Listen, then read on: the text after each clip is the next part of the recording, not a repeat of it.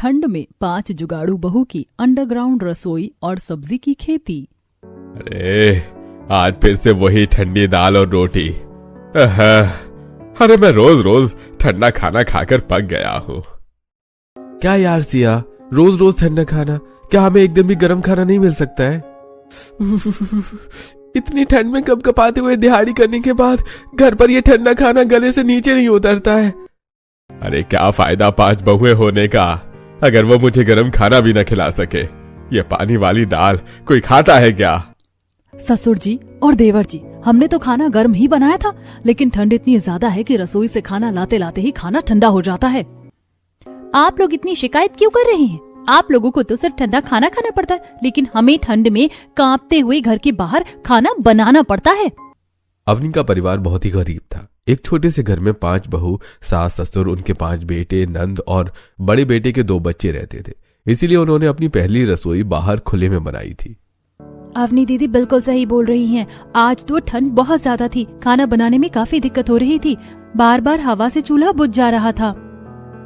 और माँ जी, आपको पता है चूल्हा जलाने वाली लकड़ी भी ओस से भीग गई थी, जिस वजह से चूल्हा जलाने में ही काफी टाइम लग गया।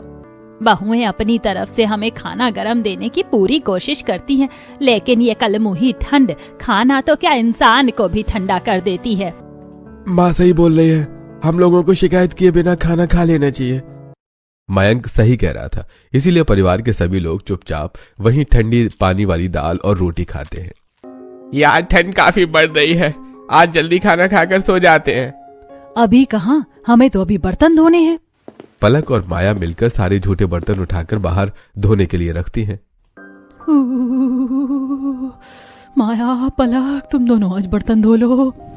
जी भाभी, सोनी ने कहा है कि वो बिस्तर लगा देगी। घर में बिस्तर ही कहाँ हैं? 4 बड़ी चटाई हैं, कुछ फटे पुराने कंबल हैं। इतने से बिस्तर में 15 लोग कैसे सोएंगे? तुम बिल्कुल ठीक कह रही हो सिया, लेकिन हम लोग कर भी क्या सकते हैं? हमारे पास जो है हमें उसी से काम चलाना पड़ेगा। तान्या और सिया पलक की बिस्तर लगाने में मदद करती हैं। वहीं बाहर ठंड में इस ठंडे पानी को छूने से तो मेरी आत्मा बाहर निकल जा रही है। इतने सारे बर्तन कैसे साफ करूंगी? दीदी आप सही बोल रही हैं, ठंड बहुत ज्यादा है। मैं एक काम करती हूँ, परात में सूखी घास जला लेती हूँ। हाँ पलक, ये बिल्कुल सही रहेगा। इससे ठंड भागेगी तो नहीं, पर थोड़ी गर्माहट मिल जाएगी। पलक घर के पास पड़ी सूखे घास को चुनती और उसे परात में डालकर जला देती है और परात को माया के पास रख देती है। दीदी अब थोड़ी गर्माहट मिलेगी, चलिए जल्दी जल्दी बर्तन धो लेते हैं। माया और पलक कांपते हुए सारा बर्तन धोती हैं और फिर रजाई में घुस जाती हैं। बाकी के परिवार वाले पहले से ही रजाई में थे। कितनी ठंड है, कहीं मैं मर ही न जाऊं। ऐसा क्यों बोल रही हो माया? दीदी बहुत ज्यादा ठंड लग रही है। इतने ठंडे पानी से बर्तन धोने के बाद रजाई में भी आराम नहीं मिल रहा। हाँ दीदी, बहुत जोरों की ठंड लग रही है। ऊपर से खिड़की से आ रही ठंडी हवाएं तो जान लेकर ही मानेंगी। अरे तुम लोगों को इतनी ठंड लग रही है तो तुम लोग चिपक चिपक कर सो जाओ। तान्या भाभी बिल्कुल सही कह रही है। मैंने सुना है ठंड में चिपक कर सोने से ठंड नहीं लगती है। अरे लड़कियों, थोड़ा तो शर्म कर लो। यहाँ तुम्हारे पति, ससुर, पिता सभी सोए हुए हैं। क्या शर्म करें माँ जी? इतनी ज्यादा ठंड लग रही है कि नींद आ ही नहीं रही है, और ऊपर से रजाई जगह जगह से फटी हुई है। कोई मुझे भी रजाई दो, मुझे बहुत ठंड लग रही है। ठंड की वजह से रजाई को लेकर बहस होने लगती है। और ऐसा एक दिन का नहीं था। अवनी के ससुराल में अक्सर रजाई को लेकर खींचातानी चलती रहती थी। आप लोग रजाई को लेकर ऐसे मत लड़िए। मैं एक काम करती हूँ, बाहर से परात लेकर आ जाती हूँ, उसमें थोड़ी लकड़ी जला दूंगी तो घर गर्म हो जाएगा।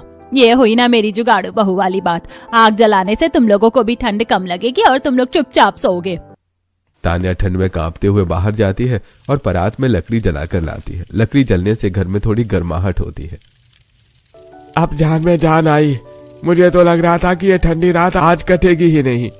अरे देखो, रात बहुत हो गई है। कल सुबह हम लोगों को दिहाड़ी के लिए जाना है, तो सभी सो जाते हैं। विराज की बात सुनकर परिवार के सारे लोग सो जाते हैं। अगली सुबह फिर से बहुएं घर के बाहर ठंडी ठंडी हवा में बैठकर खाना बना रही हैं।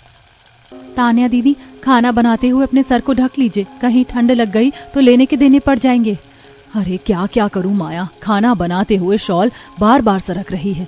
शॉल ठीक करूं या खाना बनाने में ध्यान दूं, समझ ही नहीं आ रहा। तान्या दीदी, आपने तो सरसों का साग बना ही दिया है। मैं एक काम करती हूँ, मैं मक्के की रोटी बना देती हूँ। अरे ये तो बहुत अच्छा रहेगा अवनी, मैं सुबह से रसोई में काम करके थक गई हूँ। तीनों देवरानी जेठानी बात कर ही रही थी कि तभी तान्या दीदी, पलक, अवनी, देखो मैं क्या लेकर आई हूँ। आप क्या लाई हैं दीदी? मैं ये तिरपाल लेकर आई हूँ। तिरपाल का हम क्या करेंगे? मैं समझ गई सिया के दिमाग में क्या चल रहा है। हम लोग इस तिरपाल को अपनी रसोई के ऊपर बांध देंगे। इससे हमारे सर पर ओस नहीं गिरेगी और ना ही उसकी वजह से लकड़ियां भीगेंगी। इतना ही नहीं दीदी, तिरपाल लगा देने से हमें ठंडी हवा भी कम लगेगी, जिससे हम आराम से खाना बना पाएंगे। वाह, क्या आइडिया सोचा आपने। घर के पीछे कुछ बांस पड़े हुए हैं, मैं एक काम करती हूँ, वहाँ जाकर बांस ले आती हूँ, फिर उसमें तिरपाल बांध दूंगी। माया घर के पीछे जाकर 4-5 बांस अपने सिर पर उठाकर ले आती है। पांचों बहुएं मिलकर थोड़ा थोड़ा गड्ढा खोदकर उसमें बांस गाड़ती हैं और फिर उसमें तिरपाल बांध देती है। अरे वाह, आज तो खाना बनाने में उतनी ज्यादा ठंड नहीं लग रही है। क्या तुम पांचों बहुएं हर वक्त जुगाड़ करती रहती हो? अपने अपने पतियों से बोलो 2 मंजिला घर बनाने के लिए। हम लोग जुगाड़ करें या कुछ भी करें, आपको इतनी दिक्कत क्यों हो रही है? आप अपना देखिए ना। एक तो इन गरीब भिखारियों के पास कुछ नहीं है, ऊपर से कुछ बोलो तो ये अकड़ दिखाते। पता नहीं किस चीज की इतनी अकड़ है। खुद में बड़बड़ाते हुए रेनू अपने घर चली जाती है और बहुएं अपने काम पर लग जाती हैं। कुछ दिन से मैं देख रही हूँ कि ठंडी हवाएं सबसे ज्यादा खिड़कियों से आ रही हैं। तुम बिल्कुल सही कह रही हो। हमारे घर पर इतनी बड़ी खिड़की है कि ठंडी हवा पर्दा होने के बाद भी सीधे घर में घुसती है। पलक भाभी बिल्कुल सही कह रही हैं। अगर हम लोग कुछ जुगाड़ लगाकर खिड़कियों को बंद कर दे तो ठंडी हवाएं घर में नहीं आएंगी। हमारा जुगाड़ हो गया है। कल मयंक जी घर लौटते वक्त कुछ गत्ते लेकर आए थे, तो मैंने उसे घर के पीछे रख दिया था। अरे वाह, हमारा काम हो गया। अगर हम खिड़की में गत्ते लगा दे तो ठंडी हवा घर के अंदर नहीं आएगी। फिर क्या था, पांचों बहुएं गत्ते लेकर आती हैं और उसे साइज में काट कर खिड़की में लगा देती हैं, जिससे ठंडी हवा घर में नहीं आती है। तुम बहुओं की जितनी तारीफ की जाए उतनी कम है। अच्छा हुआ तुमने खिड़की बंद कर दी, अब ठंड कम लगेगी। माँ जी, घर में सब्जियाँ खत्म हो गई, मैं काम करती हूँ। पलक और सोनी के साथ बाजार चली जाती हूँ। तान्या, पलक और सोनी बाजार के लिए निकलती हैं।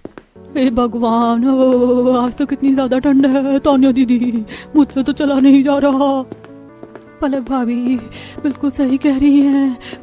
कितनी ठंड है। मुझे पता होता कि बाहर इतनी ठंड है तो मैं कभी घर से बाहर ही नहीं निकलती। अरे क्या तुम लोग इस ठंड से परेशान हो रही हो? देखो वहाँ पेड़ के नीचे आग जल रही है। काम करते वहाँ जाकर थोड़ा हाथ सेक लेते हैं। चलिए दीदी, वहाँ जाकर जल्दी चलिए दीदी, वहाँ जाकर थोड़ा शरीर गर्म कर लेते हैं। इस ठंड ने तो हमारी हालत खराब कर रखी है। सोनी, तान्या और पलक पेड़ के पास जाकर आग के सामने खड़ी होकर हाथ सेकने लगती हैं। थोड़ी देर बाद, अब तो तुम दोनों का शरीर गर्म हो गया होगा। चलो अब बाजार चलते हैं, घर भी तो जाना है। हाँ भाभी, चलिए चलते हैं। ठंडी हवा फिर से चलने लगती है और दोनों भाभी नंद जैसे तैसे बाजार पहुंचती हैं। भैया, ये आलू कितने रुपए किलो दिए? और ये चीमी मटर का भाव क्या चल रहा है? आलू 30 रुपए किलो है और छीमी मटर 120 रुपए किलो है। क्या भैया, क्या दाम लगा रहे हो सब्जियों के? मैं सब्जियों का सही दाम लगा रहा हूँ। अगर आपको जमता है तो लो, वरना चलते बनो। भाभी, ये सब्जी वाला कितना अकड़ू है, हम इसके पास से सब्जी नहीं लेंगे। तान्या, पलक और सोनी मिलकर काफी दुकानों में देखती हैं, लेकिन सभी सब्जियों का दाम ज्यादा बताते हैं, क्योंकि ठंड की वजह से सब्जियों की कीमत काफी बढ़ गई थी। सब्जियां तो बहुत महंगी बिक रही हैं। अब हम लोग क्या करेंगे? करना क्या है, सब्जियां तो लेनी पड़ेंगी। घर में बनाने के लिए कुछ भी नहीं है, तो आज थोड़ी बहुत सब्जी लेकर चलते हैं। बहुत ढूंढने के बाद बाजार में इन लोगों को एक बूढ़ी औरत मिलती है जो टोकरी में सब्जियां बेच रही थी। उसकी सब्जी में थोड़े दाग थे, इसलिए वो थोड़ी कम कीमत पर सब्जियां दे देती है। अच्छा हुआ जो बाजार में हमने उस बूढ़ी औरत को देख लिया। कम से कम आज के खाने का इंतजाम हो गया। लेकिन ऐसा कब तक चलेगा? हर चीज की कीमत बढ़ रही है, हमें कुछ न कुछ सोचना पड़ेगा। दोनों भाभी नंद बात करते हुए घर लौटी रही थी कि देखती हैं कि हीरालाल के खेत में कपास की कटाई हो रही है। तीनों हीरालाल के पास जाती हैं। तुम लोग यहाँ क्या कर रहे हो? हम लोग यहाँ काम ढूंढने के लिए आए हैं। अगर आपको कपास की कटाई करने के लिए लोगों की जरूरत है तो मैं और मेरी देवरानी आपके खेत में कपास काट देंगी। अगर ऐसा है तो तुम लोग कल से ही काम पर आ जाना। हीरालाल की बात सुनकर तीनों खुश हो जाती हैं और अपने घर चली जाती हैं। कल मैं और पलक सुबह सुबह हीरालाल के खेत में कपास की कटाई करने के लिए चले जाएंगे। आप लोगों के जाने के बाद वो रेनू आई थी। वो बता रही थी कि जंगल के पास गन्ने की खेती की कटाई हो रही है।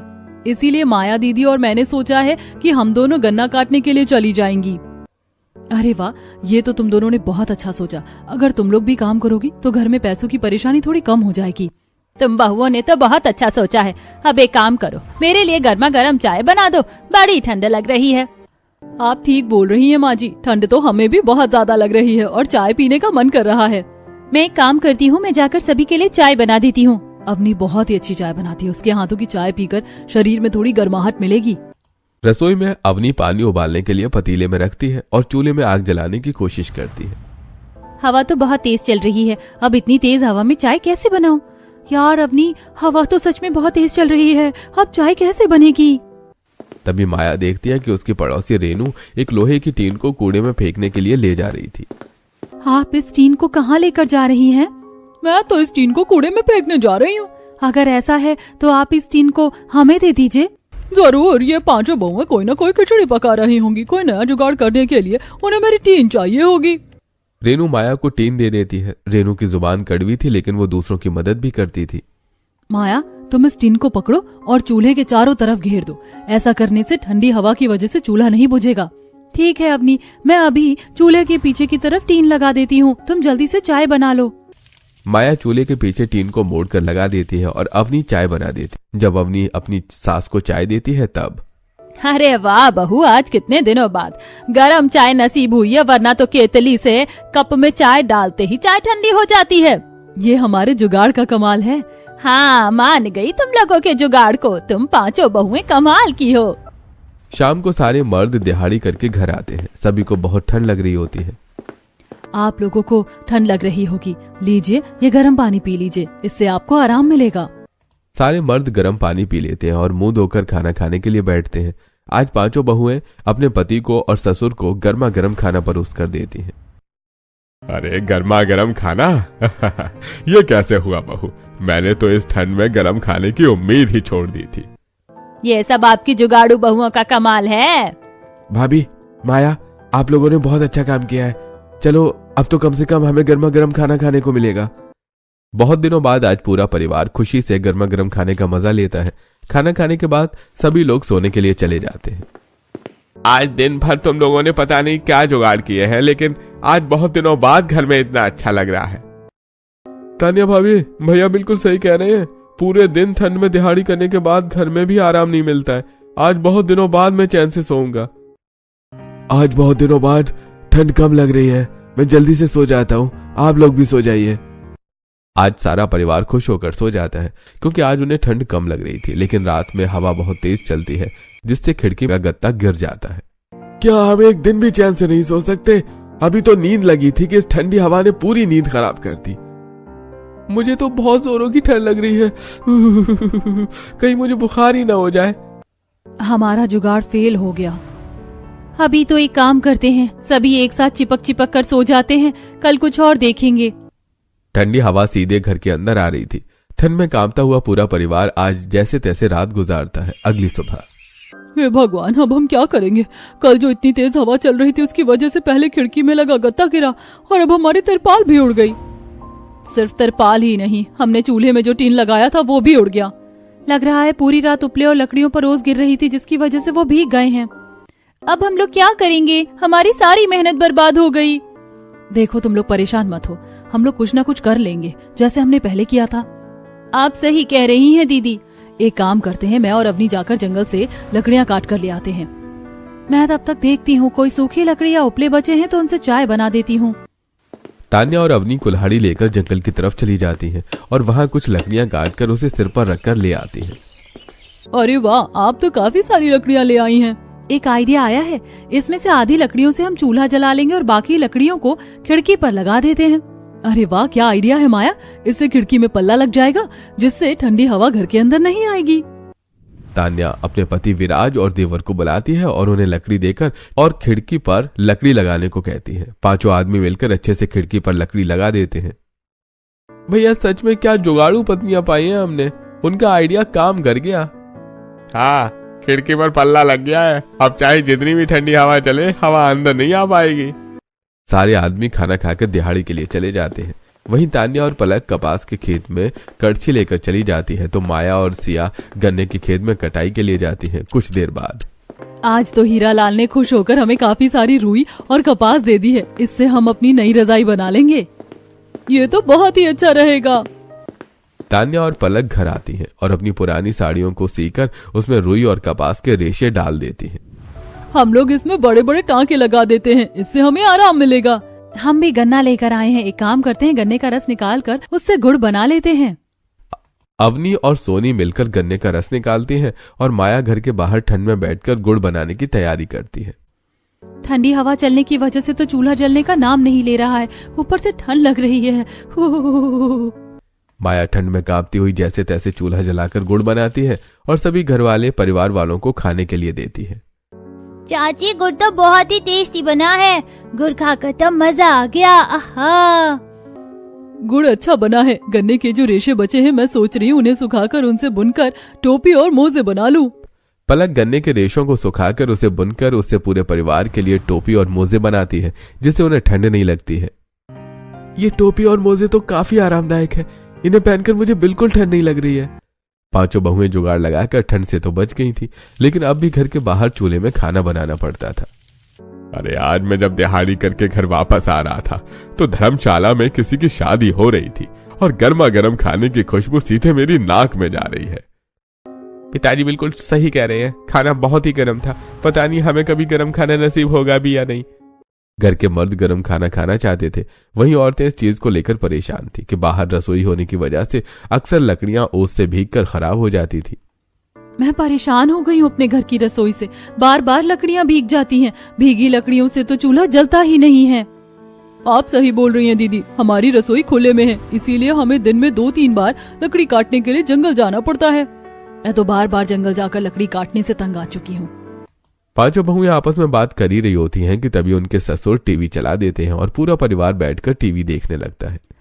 अच्छा है, कम से कम हम गरीबों के घर में टीवी है, छोटा और पुराना ही सही, लेकिन इससे मन तो बहल जाता है। अच्छा हुआ उस दिन हीरालाल काका ने पिताजी के कहने पर टीवी रद्दी वाले को बेचने की जगह हमें दे दिया। हाँ दीदी, हीरालाल काका ने नया टीवी ले लिया था, इसीलिए वो टीवी को फेंक रहे थे। अच्छा है हमने टीवी ले लिया, कम से कम इस टीवी में सब कुछ साफ तो दिखता है। पिताजी, आप ये क्या देख रहे हैं? बेटा मैं हिस्ट्री टीवी 18 देख रहा हूँ।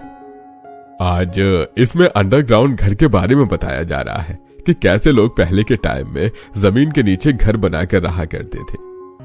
क्या सच में ऐसा होता था? हाँ बहू, इस डॉक्यूमेंट्री में बता रहे हैं कि पुराने जमाने में लोग अंडरग्राउंड गड्ढा खोदकर वहां न सिर्फ घर बल्कि अपने लिए रसोई और खेत भी बनाते थे। तान्या दीदी, मेरे दिमाग में एक बहुत ही अच्छा आइडिया आया है। क्यों ना हम लोग भी अपनी अंडरग्राउंड रसोई और खेत बना ले? अवनी, तुम भी कैसी बातें कर रही हो? मैं मानती हूँ तुम लोग जुगाड़ू बहुएं हो, लेकिन इसका मतलब ये नहीं है कि तुम घर के नीचे अंडरग्राउंड रसोई और खेत बनाओ।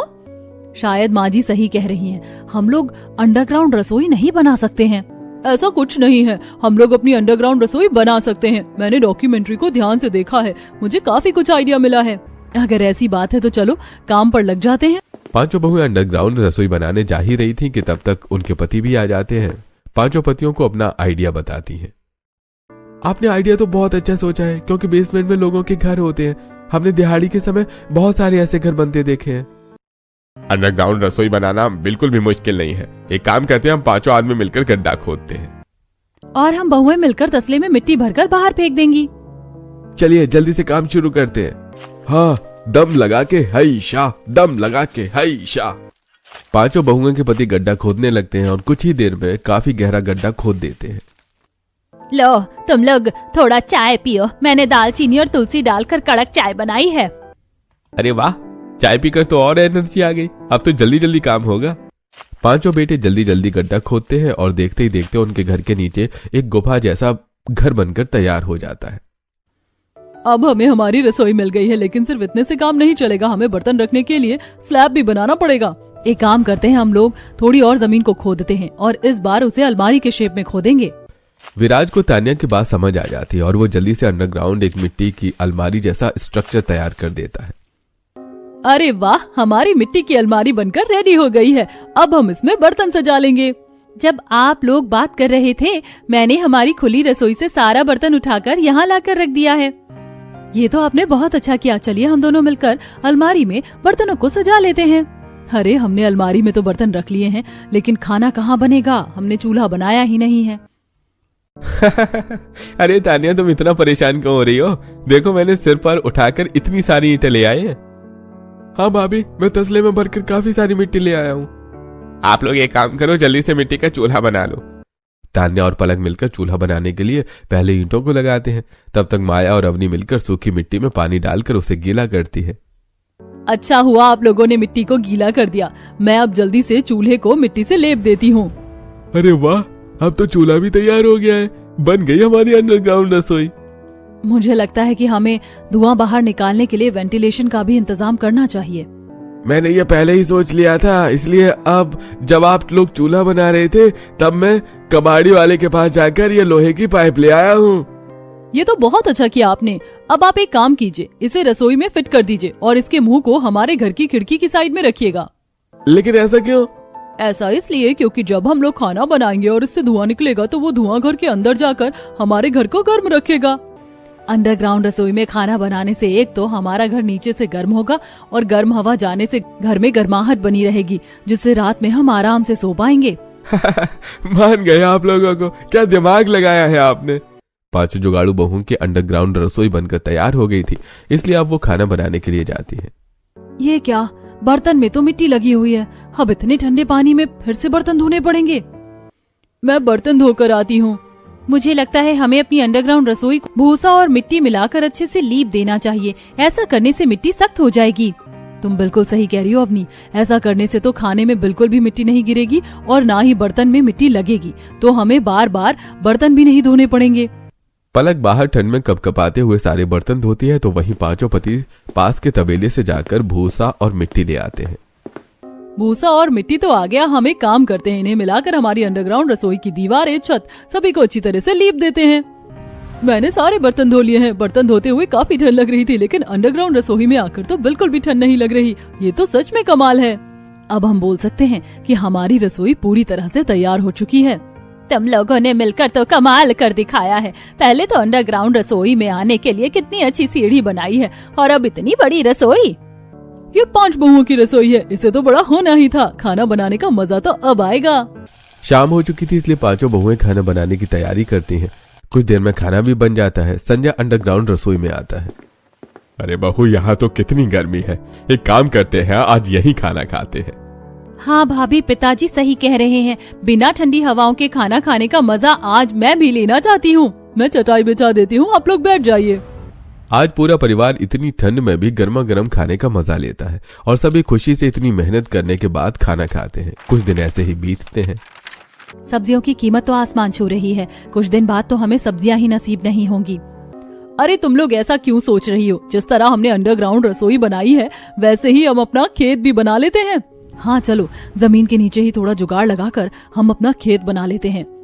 मुझे तो खेती आती है। अब हम अंडरग्राउंड खेत बनाकर उसमें सब्जियां उगाएंगे। पांचों बहुएं मिलकर जमीन खोदती हैं और उसमें अलग अलग सब्जियों के बीज बो देती हैं। कुछ दिन में उसमें सब्जियां उग जाती हैं। सब्जियां तो बहुत सारी उग गई हैं।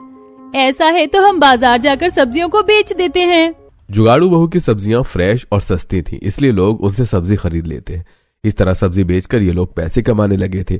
कुछ दिन बाद माँ जी, पिताजी, बाकी लोग जल्दी यहाँ आइए। आज न्यूज में हमारी अंडरग्राउंड रसोई और खेत के बारे में बताया जा रहा है। तान्या, ओ तान्या, मैंने तुम्हारी अंडरग्राउंड रसोई और खेत के बारे में सुना है। क्या तुम मुझे अपनी रसोई दिखाओगी? हाँ क्यों नहीं रेनू भाभी, हम अपनी रसोई आपको नहीं तो और किसको दिखाएंगे?